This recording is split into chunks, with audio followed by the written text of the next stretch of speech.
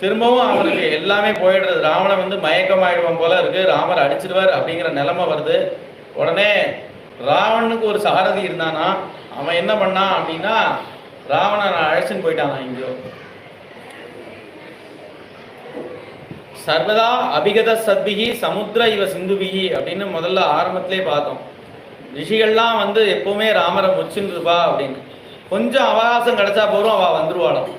இப்ப என்னாச்சு, ராவணன் யுத்தத்துக்கு இல்லை, யுத்த காலம் ஃப்ரீயா இருக்கு, யாரும் உள்ள எதிர்த்தாப்புல யுத்தம் பண்ண, அப்ப ராமர் ஃப்ரீயா இருக்கிறே போவோம் அப்படின்னு அகஸ்தியர் கிளம்பிட்டாராம். அகஸ்தியர் என்ன பண்றார், வந்து ஆதித்ய ஹிருதயம் அப்படிங்கிற ஸ்தோத்திரத்தை சொல்றார்.